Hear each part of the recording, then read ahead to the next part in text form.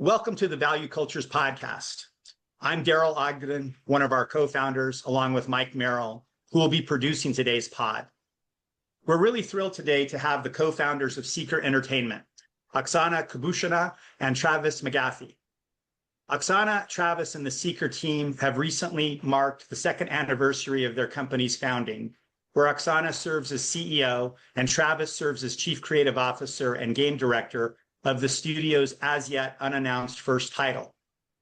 Before starting Seeker, Oksana was a technical director and executive producer en route to joining Riot Games, where over the course of nearly a decade, she served in a variety of leadership roles, including most notably as head of production of League of Legends, head of Riot Platform, as well as head of operations for the entertainment division, where she helped release Arcane, the beloved animated series that went on to win multiple Emmys. As for Travis and his decades of experience in games, he has been involved in more than 35 titles, including as lead designer of Walk of Game inductee EverQuest, which went on to win a technical Emmy. In his tenure at Blizzard, he was lead designer of Heroes of the Storm and provided design guidance for the Diablo, StarCraft, and Warcraft franchises. Travis is currently writing the waggishly titled book, How to Fail at Game Design. Early previews of the book can be enjoyed on his Substack. Oksana and Travis, welcome to the pod. Thanks for having us. Thank you so much for having us. Waggish, I like that. You like the waggish? Yeah, it's good. I was trying to come up with a good adverb. I thought I like that one. So I got to know Oksana a couple of years ago, and she's participated in a couple of our research reports, one that was published back in 2024 and one that we're working on now. But I'm newer to getting to know Travis, which I've been enjoying very much. But I think that you two have an interesting origin story of how you came together as partners to start Seeker. And I think everybody be interested in hearing that story. Yeah, that's a story we probably told at this point at least hundreds of times as a part of our fundraising. That'll be good. Yeah. It's really good. It's one of my favorite stories. Finding the right partner in business and in life is like really, really difficult challenge. And for me, finding Travis was just a miracle because I knew I wanted to do a startup for a long time. And I've been trying to find somebody who would share my passion, but also my values and my style. And trying to find a person like this is really difficult. I talked to maybe 20 different people with this goal explicitly, like, hey, let's start a company. And then in the process of conversing, things fell apart because they were just like either misaligned on goals or on values or on the reason why they wanted to do a startup in the first place. And then I think it's like universe aligned to introduce Travis and I, because after all of those, I was kind of like losing conversations. I was losing hope. On the same day, literally two of my good friends who are like really amazing people I respect deeply. One is a co-founder himself, both actually co-founders at this point. One of the co-founder of Dreamhaven and one is co-founder of a video game studio. So both on the same day texted me with this note saying like, hey, there is this guy you should talk to, Travis McGeathy. They introduced me to Travis. And my first meeting with Travis was virtual because we were like in the times of COVID, working from home and stuff. I just remember it took me maybe 10 minutes to kind of like start vibing. And by the end of the conversation, I knew this was the right person. I had a fairly strong confidence this was the right person. But also Travis shared some of his ideas for the game that he wanted to build. And I literally could not sleep that night. I was just so excited about the game because it was just so spot on. I always wanted to build cooperative games, something that brings people together in a kind way, in a really great, meaningful, like positive setting.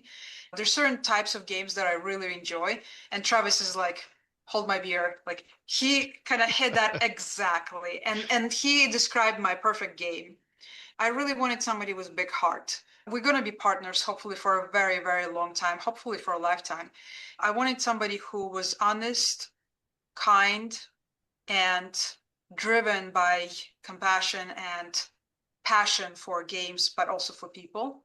Travis, in that first meeting, tell me a story that just like like literally made me tear up. And I felt like that story convinced me Travis was the right person on his values, on his human values to partner up with. You're gonna make me blush. This is where I usually like throw that comment off by saying that she settled for me after looking for all these other people.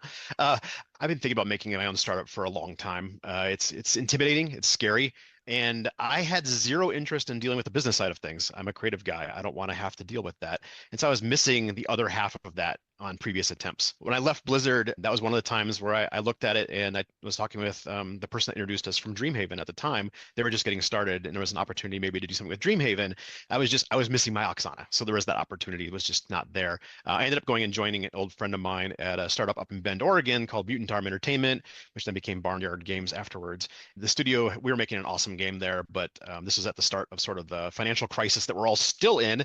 The studio lost funding and ended up having to lay off a bunch of people. And so I was out job hunting. And I remember I got an email from our mutual friend that Oksana was talking about, just introducing me to Oksana. At this point, I was interviewing with lots of people for lots of things. And I see this email, I'm like, look her up. I'm like, okay, a VP at Riot. I'll talk to Riot. I've talked to Riot before. They make cool games. It's a good company. And they're like, wait a minute.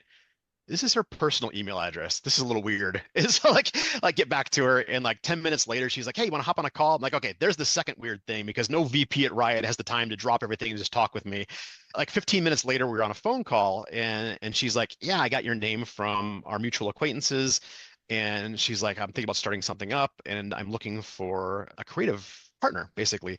And I want to make games that are sort of full of heart. I see the world is getting darker. It's getting more siloed. This is on the back end of COVID, where people were the pandemic of loneliness, as they put it, and something that brought people together. And I'm like, by coincidence, that's the kind of game I love making. It dates back to my time on EverQuest. EverQuest really was influential to how I think as a designer. I was a big player of it before I joined the team. And the story I told Oksana was, I remember sitting in my office. I was design lead at this point. I was sitting in my office, and I got a handwritten letter from one of our players. And it, like, over my course of my career, that has never happened. It's happened maybe 3 times in around 30 years. People just don't write letters anymore. And I crack it open, and it was actually not from one of our players. It was from the parent of one of our players. And they were thanking the team for providing this game. Their child was disabled and bedridden, and he had actually just passed away. And he'd spent the last year of his life in bed using EverQuest as a way to stay in touch with his friends. And they had actually buried him in his EverQuest t-shirt. And I remember I'm in my office, and I just got like tears streaming down my face, right? It's this huge moving thing, and this realization that these games we're making aren't just entertainment, especially games like that where they're so deeply social, but they can actually change lives. And I like to joke that to this day, there are people that exist because we made EverQuest. Like, we made that game, they met in game. I've performed weddings for people that met in game before. You know, they had kids, those kids are now out there. That's the kind of game that I really like making. That's the kind of thing I was chasing. And so I already had this idea in mind of what I wanted to do as my next project if I had the opportunity. And I was like, I've got this inception of an idea. And I was like, just let me give this to you real quick. And I gave her the game idea. And I remember the next morning, she texts me. She's like, I couldn't sleep. We have to do this. And it was awesome. I was deep in conversations with other companies at this point. And I'm one of those guys that once I give my word on something, I want to see it through. And so I'm like, I can't just pull away from these. Also, I don't have any idea who you are. This is terrifying. And we started talking more and more. And those conversations were going on. It was for like game director positions, these things that take forever to actually happen. As it started kind of wearing on, we kept talking, and the idea got more and more real. And I got more and more interested in it. I started really hoping that these other positions that I was looking at would fall through so I could just take this one. And we got to the end of, I want to say it was like March, because it was like the start of March we met. I got to the end of March, and I'm like, I'm drawing a line in the sand. Like, if these other companies can't get back to me by then, I'm just jumping in with this. And around that time, Oksana decided to come up and visit me in Bend, where I'm up in Bend, Oregon. Wait, what do you mean decided? I had to pass the ultimate test. Yes, that's what I was going to get to. My fiance at the time, my now wife, deeply skeptical person. And she's like, who is this Oksana person? She's trying to use you. I don't trust her at all. And so Oksana flew up to Bend, and we went to dinner. Within like a minute, she'd fallen in love with her. It was awesome. And like to this day, they're now best friends. They go shopping all the time. So it's pretty unusual to find both somebody who you want to partner with professionally, but also who wants to make the product that you want to make. You might get one or the other, but to get both is pretty extraordinary. And so has it paid off? We're talking here 2 years later. I guess you're feeling the same way, even more so. What's the partnership been like? Funny It's enough, been fantastic. it's been great. Funny enough, this was one of the key risks that VCs, when we raised money first, they talk about this onion of risks that they're looking to like burn down. so that, they have more confidence. The studio will continue on successfully. One of the key risks was the partner relationship. And I think we burned that risk down pretty successfully at this Yeah. point. We've been through various debates, conversations. We like to joke that like we have one major disagreement, and it's about mushrooms. I happen to think mushrooms are amazing and I love them. And Travis is deeply skeptical of mushrooms. Yeah. Uh, I don't but understand them. Like, what's their purpose? They They taste grow like at night. nothing and they add a They weird grow at texture to night. things. What's going on? Yeah, Yeah. they're this is strange. like Yeah, really, yes. Yeah. The mushroom's yes. end goal is to colonize you and feed themselves. So, yes. see, like mushrooms are delicious. But anyway, I think Travis and I would also, before we went like into this agreement, we discussed how the partnership will work. One, we never even like wasted time, debating who should have how many shares. Like it's a very frequent discussion with new founders, like, oh, you get like this many shares because you do this versus me. It's just like we're equal partners. We have different roles and responsibilities, and we discuss how decision making will flow. Travis has final decision rights, for example, on creative. He listened to me. He been very gracious to listen to all my crazy ideas about how to design a game.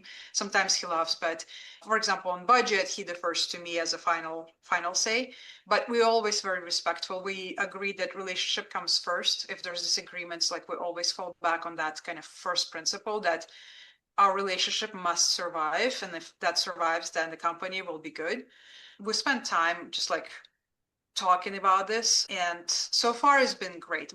Had a number of times where we had to defer to each other. We have a tiebreaker as well in our amazing board member. We have an amazing VC that we partnered with, Zach. He's a tiebreaker in case we need it, but we haven't had that opportunity yet. But we had a number of cases where like I would disagree or Travis would disagree, but then we would defer depending on what the call was. So we stick to it pretty religiously. Yeah, it's been fantastic. And our skills are very complementary. Do you confirm this story? Is this true? Yeah, it's wonderful. True? Yes, it is. It's been great. Like I said, our skill sets are very complementary too. Like I'm more creatively minded. I'm a fairly technical creative person, but I wouldn't cross over that line into engineering. I'm also a systems designer, so I like getting into that kind of thing. And it just so happens that Oksana's favorite games are very systems heavy too. But she comes from a production and engineering background. And so from like day one, we had the majority of development disciplines covered. So that was great. Yeah. The other thing that helped actually, so Travis was in Bend, Oregon. This was a remote relationship at first, but we also felt pretty strongly that if we're going to yell at each other, we should do it in person. And so Travis also described Bend as this amazing city. I came visit. It felt very apocalyptic when I visited, which kind of like thematically aligns with the game we're making, but because of the wildfires that were going on at the time. But he sold me on like Bend being an amazing place to live. And so I said, I'm going to give it a shot. I'm going to move here for a couple of months. That was 2 years ago. I'm still in Bend, Oregon, just renewed my lease for another like 12 months. So being co-located and like dedicated to this beautiful thing we're building together, but also being co-located and spending a little bit more time with each other in person also helped a lot to build that trust and relationship. And so you're making Bend into one of the great game development centers in the world. I'm speaking from Montreal today. This is where it's all going to be going on soon, right? So I'm. Yeah, you joke, but that's actually I'm not joking. Like we have 4 or 5 game studios out here. We have right? One of them, Garrett Young. Garrett Young. Oh yeah, Garrett Young. I know Garrett. Yeah, his stated goal is to do exactly that. He wants to turn Bend into like the next big game center. And so we have a monthly get together with all the game developers that want to come at a whiskey bar out here. We get together and plot. So it's fun. Don't tell him about the whiskey. Shh. It's so interesting to hear about how Bend has attracted you and has attracted other game developers and game studios. We just did a pod earlier this week with Jason Della Rocca, who I think I gather both of you know. And Jason describes himself now as an ecosystem strategist. And so he goes all around the world, name the continent, maybe aside from Antarctica, and he's been there and advising governments and public-private partnerships about how to build these gaming ecosystems. One that he really contributed to that's obviously a famous one is Montreal. He was a really instrumental player in what has happened in Montreal, where I'm based. I wonder if you could speak to why Bend? There seems to be an ecosystem happening organically in Bend, and It would be great to know why. There's some theories to it. Sony Bend was the first big one out here, and they're still out here. They unfortunately went through some layoffs recently, but they're still here and they're huge. The other ones are all relatively small startups. And I think Bend is it's a fantastic place to live. And so I can tell the story of how Mutant Arm ended up here, which might apply to other people, in that they were looking for a place to found their studio, and they're looking up and down the West Coast. And because of the company they were working with, they weren't able to settle in Southern California due to the competition down there. And so they're looking up in sort of the northern West Coast areas, and they stopped in at Portland and Seattle. And they started asking other people up there, like, this place is cool, but what do you do for fun? And everybody's like, we go to Bend. And so they're like, well, we should go check out Bend. And so they did. And at the time, at least, Bend was very affordable. It's a gorgeous environment, great to raise a family. It turns out that a lot of relatively wealthy people, and particularly doctors, end up retiring out here. So there's a lot of like entrepreneurial spirit that's kind of come into the area. It's a fairly high educational area, decently high income. And it's got a lot of the things you love about the Pacific Northwest without the weather, because it's on the other side of the mountains. So you don't get all the rain and fog. And so it's just this really cool place. It was rated as like one of the top 5 vacation spots in the United States. And so it's kind of a hidden gem that's kind of attracted people. And I think as we started talking about it, more people have just kind of come into the area. Well, it's pretty fun to be part of those origin stories. And if you get in on the ground floor of them, to be able to build an ecosystem, gotten to know a lot of people who helped contribute to like the Montreal ecosystem, back in the day, the Vancouver ecosystem. It's a pretty amazing experience. And it sounds like you guys are on your way already. There are probably not a lot of cities, towns the size of Bend that have, half a dozen game studios already, right? That's unusual. Well, I'm curious, you got the partner right, got the game right in terms of the vision for the game that you're building. And so tell me a little bit more about how you guys came to build the studio culture, or started building the studio culture you want. And I think that probably starts with other people as well. From what I can gather, you have an amazing group of game developers that you've been able to attract to Seeker. But I wonder if you could talk a little bit about the culture you're building, and specifically the culture you're building. Although I think there's this concentration of people in Bend, that you are also remote and you have people working, at distance as well. And so I'd love to hear a little bit more about that. Yeah, it was interesting. We literally sat down and were very conscious about the culture we wanted to build. We drew up a document like, this is the culture we want to instill in people. We are a startup studio, but we are aiming big. And so like one of our tenets is aim to win, not to fail. Not to fit. Not to Yeah, not don't play defense, play offense, basically. Yeah, basically, yeah. It's a very strange phrase. But anyway, that was one of the big things that kind of came in to start off with. Aim to win, not to lose. And like kind of instilling that. It's the opposite of your book title. Right. Correct. Yes, Yeah. Exactly. Yeah. Yeah. Ironically, but little things like that, just instilling that from the very beginning. I had 2 folks that I've loved working with and been lucky enough to work with off and on over most of my career that had followed me up to my previous studio in Bend, Oregon, that were already up here. When they heard that we were thinking about doing something, they were like, we want in. They are a perfect complement to me on the design side. One is an incredibly senior technical designer, and one is a very strong narrative designer who's also the best people manager I've ever worked with. And so that was like the foundation of our design group right there. So we started with that in Bend, Oregon, with Oksana up here too. Our entire team is up in Bend to begin with. So we began with that. And then there's a lot of debate on whether we were going to go to nepotistic is probably too strong of a word, but by recruiting just all the people we know and bringing it in here. So we had a lot of debates on that, whether we should get some new blood in there. And it was interesting because we were talking with people that had gone down that same route, and they had purposely gone kind of outside of their ecosystem and regretted it. And so we ended up kind of discounting that and instead just looking for the best people that we wanted to work with, both for ourselves and for the people that we had hired. And so everybody on the team, ironically, with the exception of Oksana, has worked together with each other to some degree or another. And so we were able to bypass a lot of the usual time it takes to spin up a studio. So probably like jettisoned ourselves almost a year forward in terms of trust and relationship building. And so we were able to just kind of hit the ground running and go. And it's been awesome from that perspective, because when you're getting into these things, there can be a lot of highs and stresses and such that come up that cause a lot of these problems early on. With these folks that we already knew and trusted, we were able to kind of roll past that. It was great. Just focus on making a game. The remote side, that was also a conscious choice. Like, even though we have half the team out here, we started off with remote culture in mind from the very beginning. So we just instilled those policies in there.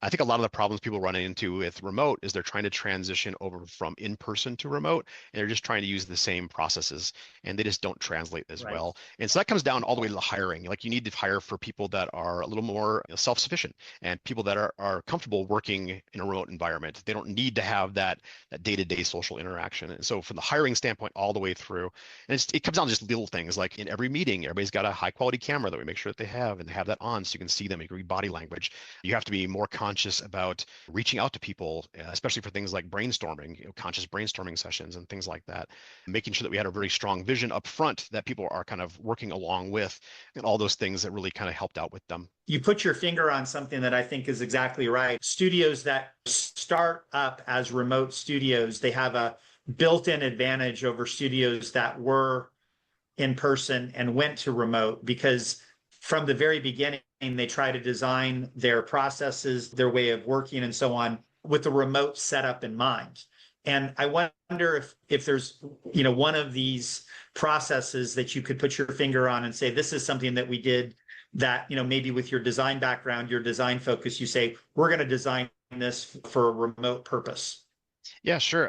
Let's attack the one that everybody always talks about, which is kind of that sort of innate communication that happens in live settings, where like the water cooler talk, you obviously don't get that in remote. And so that's one of those things where you have to take that head on and jump into it. And we realized that very early on, like brainstorming is something you have to be conscious about. You can't just get together over lunch and chat through these things. And so we had very focused brainstorming meetings. Ironically, they've been much more productive, which is kind of fun. Like we get together, we have a focused topic around them, and we go through this series of sort of processes to get to where we're going for. It takes about an hour or so, and we come up with much more focused ideas than we would have using just like ambient brainstorming like you would in an office setting. That's just one example. Office settings have had 100 years of things built up to work in a cubicle environment, and we're just now learning about remotes. We have to build these processes ourselves. One thing that I had to unlearn, and Travis kind of did a good job teaching me this or remind me about this. In my mind, and the way things work at Riot is like you work, you do your day to day, and then you have these offsites where you do alignment or some work, and you like do a deep work in the offsites. And in a remote setting, we can't wait till like some big in-person meeting to make decisions. So we made it a rule that our offsites are for team bonding, more like fun and just like getting to know each other, and not work, although the team always kind of ends up talking about some work stuff. But we never wait till like offsite to make any decisions or have any big meetings. So that was kind of a fun adjustment for me, because again, like at Riot, anytime big thing needs to be decided, it's an offsite with 20 people where you wait for 2 months before you can have it. Things move very fast here. In a remote setting, you cannot defer work to when you're in person. You have to keep going. We do have a very senior team, which is part of that too. More junior people might have a tougher time in this environment, although Oksana's got a fantastic story about our one junior person that I'll let her tell, and she's been amazing. Yeah, one of our core tenets for the culture is passion. We're big believers in building the games that we ourselves love to play. What we see right now, and like ever, is a lot of trend chasing. Like, oh, this game is popular, and so like everybody kind of like tries to like go build more of that game, and then the next year this other type of game is popular, so everybody builds clones of that. And so we want to build from first principles, and we want to kind of have strong conviction about why we're building this game and like having passion around this. So we hire people who love the kind of games we're building. Like, it's very important. And passion and kind of this kind of initiative. Like, we don't want people who need to be told what to do. We need people who will not sleep because they have so many ideas and they're like constantly thinking about it. They're like, oh, I want to try this, I want to try that. And it's just like, they're just like full of passion and energy and drive. And so that's kind of like our context on the culture and how we try to work with people. And so this junior person, I was going to a gym when I was back in LA, and there was this barista. She was amazing as barista because she would remember everybody's name. She would do like really cool latte art, etc. And one day she noticed my Riot Games kind of like logo on some of the clothes I was wearing. And she just like freaked out. She's like, oh my God, you work at Riot. I love Riot. She's a very dedicated League of Legends player as well. And she begged me to get like 15 minutes to just like hear my advice on how to break into video games. So like, I'll do whatever. I'll just like do whatever you ask. Just like give me 10, 15 minutes of your time. So I spoke to her a little bit, and that was like kind of cool. But then she would just message me on LinkedIn occasionally. So when we needed a little bit of administrative support, she immediately came to mind as somebody who we can hire on contract to help out here and there, because she literally begged me like, I'll sweep the floors, I'll fetch pizza, I'll do whatever it takes just to like learn. And that was incredible energy and passion. And so we hired her on contract for a while, and she crushed all of our expectations. She's very junior, never worked in this environment at all. She was so good, so passionate, that we converted her to full time very shortly after we get her on contract. And we transitioned her, and she's now associate producer on the team that literally runs our meetings, does our schedule, does Jira tickets, like you name it, she's doing it. That is kind of like a part of it's a cool story that kind of reinforces that we want people who need to be held back sometimes, like they're so passionate, you'd rather hold them back than somebody who you have to constantly kind of push towards the goal. That's right. Most of our team is like that. Like we have fights because we ask people to slow down and drive and passion. Travis is laughing. She sounds undeniable. Like she was not going to be denied, was she? No, she's awesome. No, she refused. To this day, she refused. She's an incredible person. Yeah, she's fearless. It's great because we got these industry veterans there, and I've been told I can be intimidating sometimes, and she has no problem stepping up and voicing her concerns, and it's been fantastic. My favorite phrase by her, this may not be appropriate for a podcast, and she may be horrified that I say this, but we're having a discussion in Slack, and Travis said something, and somebody said, oh, this idea is stupid or something. And she says, no, Travis, your face is stupid. Yes. To like the founder of the studio, being very junior. And she thought about it very deeply, and she stressed about it, but she like gives us shit all the time, and it's like super fun. Yeah, it was funny. She actually, it was even funnier than that, because she went and asked somebody else on the team first whether it would be okay, because we joke around all the time.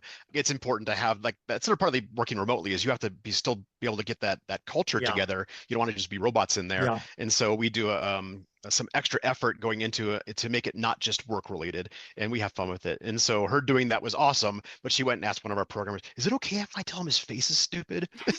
He's like, yeah, tell him. Just like egging her on. We've done quite a lot of research into what goes into making a successful game studio. And so I think that you could argue that passion would be at or near the top of the list, especially passion for the game that you're making or the games that you're making. Mm-hmm. So what are the other 2 or 3 things that you think stand out? You say, this is really what makes a successful studio. You two come from, I know that you've had multiple stops, but if you take Blizzard and Riot, those are 2 of the most successful game studios in the history of gaming. They've made some of the most amazing games. You guys have been part of that. So some things, though, you may have embraced from those prior stops. Some things you might have, kept at arm's length and said, we're going to be different. But I wonder if you could speak to what you think of as the key factors of success, especially for a startup, but for any game studio. I have one thing that I feel very strongly about. It's very similar to the passion piece, but I think that the difference between a great game and a good game really comes down to making a game that you yourself are the audience for, because the difference between those 2 things is relatively subtle, and it comes down to thousands of small decisions that are made in real time. And if you aren't the audience, you have to externalize the audience, and you're going to guess wrong on enough of those to move that needle. And so that's part of it. Like the team we've hired are people that are passionate about the kind of game we're making. It's the kind of game they want to play as well. And I think you can feel that passion, you can feel that come through in the art of the end product. So I think that's a key piece to the whole thing too. One of my favorite, very frustrating conversations, but favorite conversations throughout the development. And I know it drives us nuts, but one of our engineers was very frustrated. Like, this is not fun enough. This is like not fun. This is not there yet. And like, that is that passion where if you don't feel like, this is the part that I also feel is very important, is creating a culture where everybody is empowered to speak up and do so honestly, and there is no lashback for criticism and like facing the truth. Some of these conversations may be very painful, but without them, you're basically driving blind, and you're not going to notice problems that may be obvious to others, but you kind of like don't see. That's why like some of my favorite conversations, also some of the most frustrating conversations, where you're like in that mess where it's not quite yet right, you're struggling with it, you don't know if you're going to find that like the right fun or feature or whatever it is you're working on, and your people are frustrated, like because it's not there yet, but you want them to be frustrated. If nobody would say anything, I'd be way more concerned. So as frustrating and like difficult it feels in a mess of the development, that is like, to me, coming with that drive. Also, the right environment, the right culture will empower people and allow them to speak up when they see a problem and not be punished for it and not be afraid of it. So very, very important. This is something that, like you mentioned, what did you take from like previous companies? Riot has one core tenet, which is feedback. It's about being very direct with your feedback. It's a part of your job, your obligation. If you care about this company, if you care about this game, speak up, like speak up. We want you to speak up. And we know it's hard.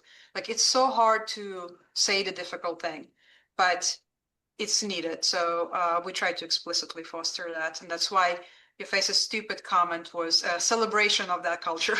Yep, definitely. People have no That's concern candor, speaking up. right? Candor is just so critical. Yeah, Travis, please. Yeah. No, yeah, that's exactly true. Another thing too is most of what we end up talking through this is sausage making. Like what really matters is the product and whether players love it. That's all that really matters in the end. And so kind of getting that in mind from day one, that the game is what matters more than anything else. And so building that culture of playtesting. One of the first things we did when we founded the studio was get the game up and running in as crude a state as possible, as fast as possible. And initially it was just single player white box. The game we're making it's a cooperative game, multiplayer. So once our engineers came on board, their focus was initially get true multiplayer stood up.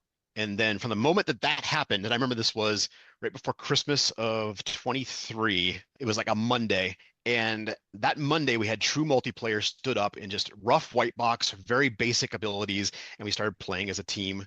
And the difference between that Monday build and the Friday build was dramatic because at that point, you're actually playing the product and you can iterate.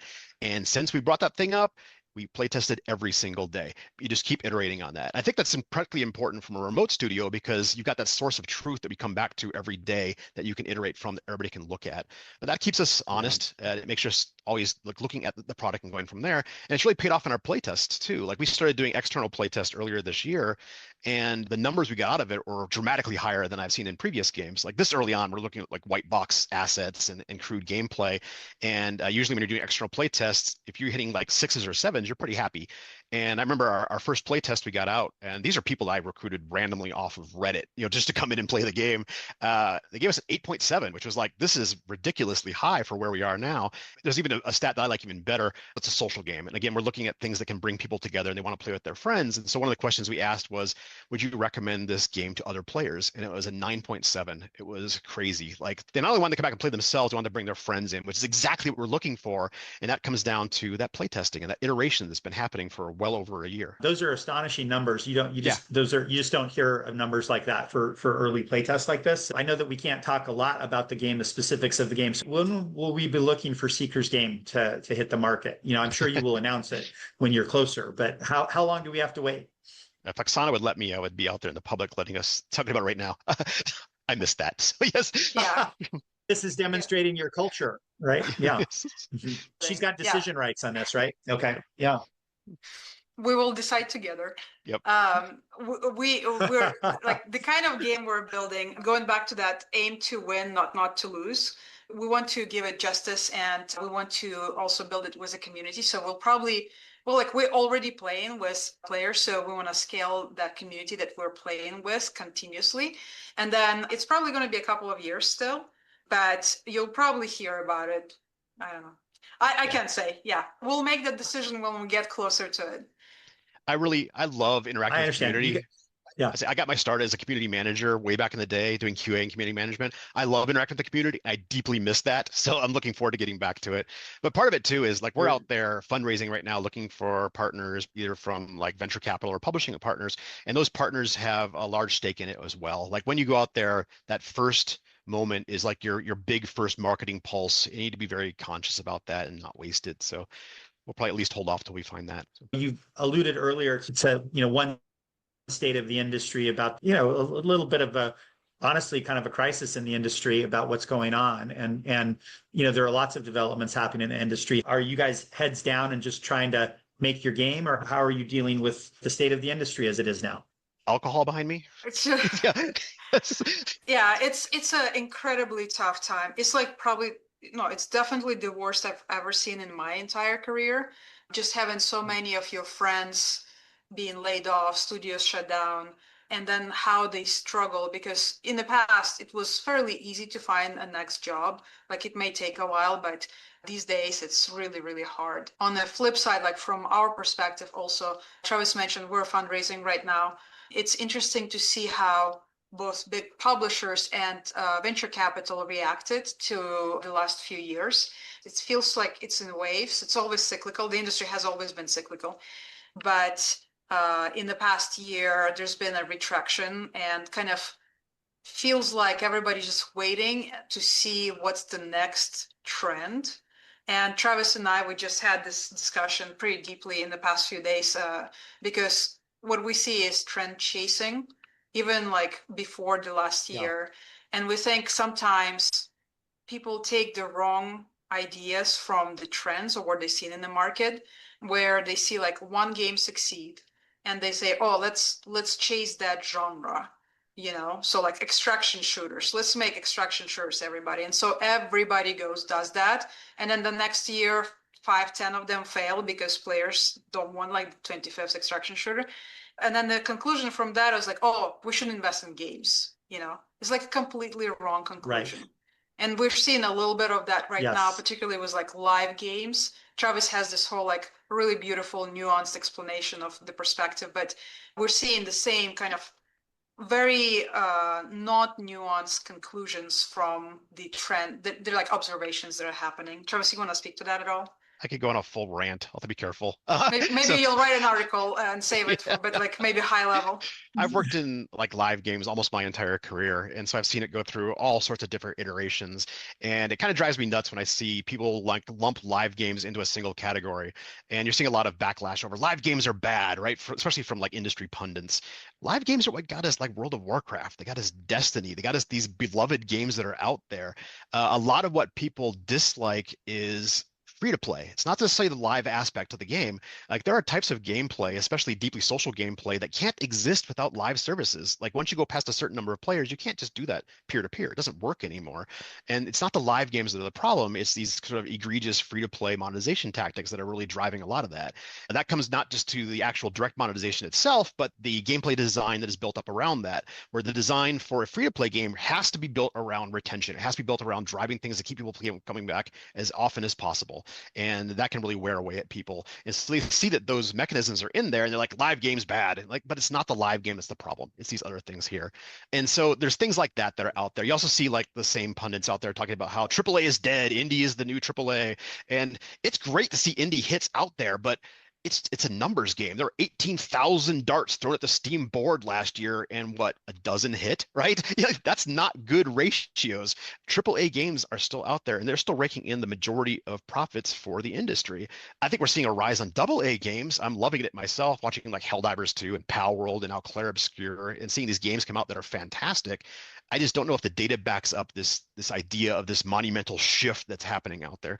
Well, it sounds like what you guys are doing is you've had a vision, a consistent vision for your game for the 2 years that you have been around, and it sounds like you're getting great results from it. So your vision is paying off. So you're going to carry it forward. You're not going to be trend chasers, and so I think that there's a philosophical coherence to what you're doing here. I was just gonna say, it's like really simple. Like when you're not chasing money or market, like market segment or any of this like jargony things or returns or anything like that.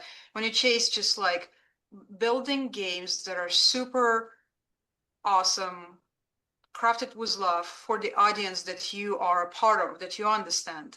Like that's all it takes. And these are the kind of games that are crafted like this, are the ones that are succeeding. It could be a single player narrative experience. It could be a multiplayer, but we like to operate from that principle. We're like, we know the game we're building, for whom we're building, and we have a strong vision for it, and we just want to stick to that.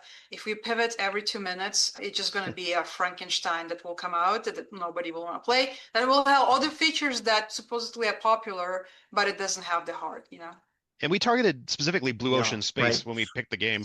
We took something that doesn't exist out there. Like we don't want to be going head to head with these old big companies that we worked for, right? You see that too often where Right. these studios Right. that spun off from these big companies go up against them and just bounce off of a wall. I even saw that way back in EverQuest Yeah, where right. MMOs are coming out all the time and they would just fail because they couldn't get us. It wasn't until World of Warcraft came out.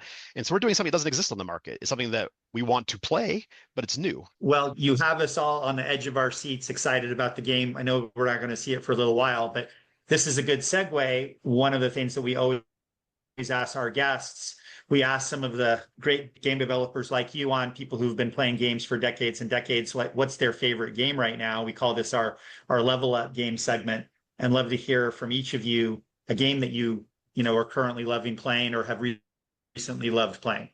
For me, I have been a very dedicated player of TFT, and sadly they're discontinuing my favorite mode, which I'm very frustrated about. But I'm gonna plug this game that I really liked the demo of, which is called Dead as Disco.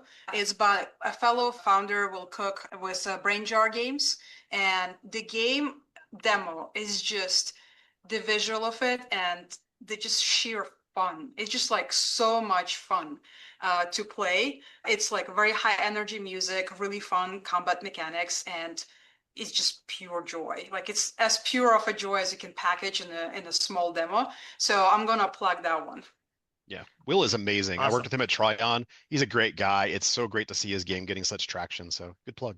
For my part, I'm going to throw back to something that Oksana said earlier about how we hire people that who can't stop thinking about the game, and that's me to a T. When I'm done with work, I can't stop thinking, and it drives me nuts. And when I'm in those states, I like to find a game that requires my full attention to kind of pull me away from that. And so over the last couple of weeks, there's been an expansion released for Oxygen Not Included, an expansion released for RimWorld, and then the one I'm going to plug is Kaizen, A Factory Story, which just came out recently, which is a game around building a factory in the 1980s, and it's from the guys that used to do the Zachtronics games under a new company called Coincidence Games. It's sort of a programming / automation game that requires lots and lots of deep thought to solve their puzzles. So I'm having a blast with that one. It's a You have to great create that reminder. urgency, don't you? Yeah, Yeah. absolutely. We've been talking all around it. I have to ask, what kind of game is this? Give us a little something, guys. Come on. Sure. Without giving too much away, I can say looking into our background, the kind of game we're making, it is something that is deeply social. It is a game unlike anything that's on the market right now. It is fundamentally anchored in action RPG. That is something that we've sort of publicly leaked through our job descriptions. And when I recruited these playtesters, I recruited it from the action RPG subreddit out there. And so it's anchored in action RPGs, but done in a way that is a lot more cooperative than the ones that are on the market right now, as well as it's a lot more bright and hopeful. The ARPGs we worked on in the past and the ones that sort of anchor the market are these kind of dark and gothic and bloody things. We're trying to take it a little more hopeful. So I like it. I like it. Well, this has been such a fun conversation, you guys, and we Yeah. are so appreciative that you carved out time for us in what must be an incredibly busy time. We're really excited, though, to learn more about Seeker, to learn more about Bend, and to learn more about your partnership and the great culture that you're building at Seeker. So I just, from the Valued Cultures podcast, just want to thank you both for a fun and thoughtful conversation. Thank you for having us. yeah, it was a pleasure chatting.